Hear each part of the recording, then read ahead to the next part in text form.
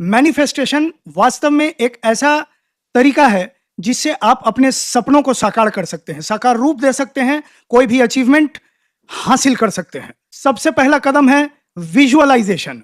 Visualisation का अर्थ है कि जिस रूप में आप अपने आप को देखना चाहते हैं, या कोई अमीर बनना चाहता है, कोई जॉब हासिल करना चाहता है अच्छा वाला, कोई बिजनेस खड़ा करना चाहता है, कोई पॉलिटिक्स में जाना चाहता है, कोई एक्टर बनना चाहता है, कोई डांसर बनना चाहता है, तो सपने तो हम बहुत देखते हैं, सपनों में स्पष्टता का अभाव होता है। स्पष्ट रूप में अपने आप को पहले देखना पड़ेगा। आप यदि बिजनेसमैन बनना चाहते हैं तो एक सफल बिजनेसमैन बन चुके हैं, ऐसा रूप का कल्पना कीजिए अपना। एक सफल बिजनेसमैन अगर आप बन चुके होते तो किस तरह की विचारधारा होती, किस तरह की आपकी आदतें होती, किस तरह की आपकी दिनचर्या होती, इसका विचार कीजिए। कपड़े, रहन सहन, व्यवहार कैसा होता, इस पर विचार कीजिए। एक स्पष्ट छवि अपना बनाइए उस रूप में जिस मुकाम को आप हासिल करना चाहते हैं। यदि अमीर बनने का आपका स्वप्न है तो सिर्फ अमीर बोलने से नहीं होगा। अमीर मतलब कितना रुपया का मालिक बनना चाहते हैं, आपके बैंक अकाउंट या आपके हाथ में कितना नगद हो। रियल एस्टेट में जाना चाहते हैं तो आपके हाथ में या पोजीशन या टाइटल में कितने प्रॉपर्टीज होंगे। क्लियर कट, मेरा कहने का मतलब साफ है। स्पष्टता दीजिए, अपने सपनों को साफ आकार दीजिए। यह पहला कदम है मैनिफेस्टेशन का। दूसरा सबसे स्पष्ट कदम है समय। जो स्वप्न आप देख रहे हैं, जो मुकाम आप हासिल करना चाहते हैं, कितने दिनों में आप वह मुकाम हासिल करने का सोच रहे हैं? क्या वह 1 महीने में हासिल करने का आपका टारगेट है? क्या वह 6 महीने में हासिल करने का टारगेट है? क्या 1 साल? क्या 5 साल? क्या 10 साल? एक समय सीमा परिभाषित कीजिए। तीसरा कदम आता है आपके स्वप्नों को दिमाग में से, कल्पना में से कागज पे उतार के एक साकार रूप देना। जो समय सीमा आपने निर्धारित किया है, 10 साल का समय सीमा निर्धारित किया है, तो 10वें साल में जब आप हासिल कर चुके हैं वहां से आप लिखना शुरू करें। 10 साल में आप हासिल कर चुके हैं, 8वें साल में आप बस कुछ ही दिनों में हासिल करने वाले हैं, 5वें साल में आप अपनी यात्रा का आधा भाग पूरा कर चुके हैं, 1 साल के अंत में आप कितना आगे बढ़े हुए रहेंगे, 6 महीना, 1 महीना, 1 सप्ताह, 1 दिन। यह जीवन में किसी भी रणनीति में कोई भी मुकाम आप हासिल करना चाहते हो, उसके लिए भी यही नियम लागू होता है। आप अपना लिखित रोड मैप ऐसे ही बनाएंगे, डेली टारगेट्स बनाएंगे कि इस रोड मैप को पूरा करने के लिए डेली मुझे क्या क्या, कितना कितना और कब कब करना होगा। यह आपका डेट वाइज टाइम टेबल होगा। अब आता है शुरुआत करना।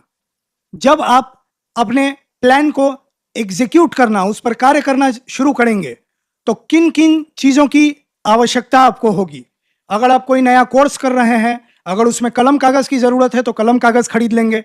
अगर आप ऑनलाइन कोर्स कर रहे हैं तो इंटरनेट सब्सक्रिप्शन आपका अप टू डेट है कि नहीं, ऑनलाइन कोर्स आपने परचेज कर लिया है कि नहीं, टेबल चेयर की जरूरत है बैठ के पढ़ने के लिए तो टेबल चेयर खरीद लेंगे। यह सब छोटे छोटे उदाहरण हैं जो आपको देख लेने होंगे कि किन किन कदमों को आपको उठाना पड़ेगा। साधनों को इकट्ठा करना कहते हैं इसे। आप कार्य करना शुरू करेंगे। कार्य जब शुरू करेंगे तो डेली का लॉग मेंटेन करना होगा। सुबह में बैठकर यह रिव्यू करेंगे कि आज शाम तक मैं क्या क्या कर चुका हूंगा, उस दिन का टारगेट क्या है, और दिन बीत जाने के बाद शाम को बैठ के रिव्यू करेंगे कि आज जो जो करना था उसमें से मैं क्या क्या कर पाया, क्या क्या नहीं कर पाया और क्यों नहीं कर पाया।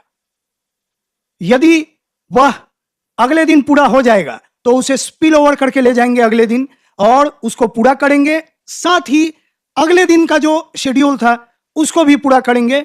स्पिल ओवर को इकट्ठा नहीं होने देंगे। जब इंसान कोई भी कार्य शुरू करता है, एक फ्लो की स्थिति बनने लगती है, लगातार वह कार्य करता हुआ आगे बढ़ने लगता है, तो कई बार कुछ ऐसी घटनाएं हो जाती हैं, कुछ ऐसी परिस्थितियां बन जाती हैं जो पहले से हम नहीं सोच के रख पाते हैं। या तो तबीयत खराब हो गया, या किसी के यहां निमंत्रण आ गया, जाना पड़ेगा, या कहीं कोई और इमरजेंसी हो गया जिसके चलते आपका डेली शेड्यूल जो है डिस्टर्ब हो जाता है। तो ऐसी स्थिति में क्या करना है? थोड़ा बहुत एडजस्टमेंट बड़े से बड़े योजनाओं में भी बना के चलना पड़ता है। अगर किसी दिन का आपका जो गोल था, डेली गोल, नहीं हो कर पाए, आप नहीं हो पाया उस दिन, कोई चिंता की बात नहीं है। एक दिन डिस्टर्ब हुआ है, पूरा का पूरा प्लान डिस्टर्ब नहीं हुआ है। आप इमीडिएटली वापस अपने प्लान को ट्रैक पर ले आने के तरफ काम करेंगे, वापस वही रूटीन में बंध जाएंगे, वापस उस रास्ते पर आगे चलना शुरू कर देंगे। इस तरह जब आप उस योजना पर, जो कुछ भी आपका योजना था उस पर आप काम करना शुरू कर दिए, कई दिनों से करते आ रहे हैं, अब एक मंथली रिव्यू होगा। मंथली रिव्यू का अर्थ है कि एक महीना पहले जब आपने शुरू किया था या पिछले महीने जहां पर आप खड़े थे, वहां से इन एक महीने में, इन 30 दिनों में आपने कितना प्रगति किया है, इसको चिन्हित करें, इसको पहचानें। इससे आपको मोटिवेशन भी मिलेगा, इससे आपका हौसला भी बुलंद होगा, इससे आपके भीतर हो रहे सुधार या जो उन्नति आपने किया है उसे आप स्पष्ट अपनी आंखों से देख पाएंगे। अगला आता है रिफाइनमेंट।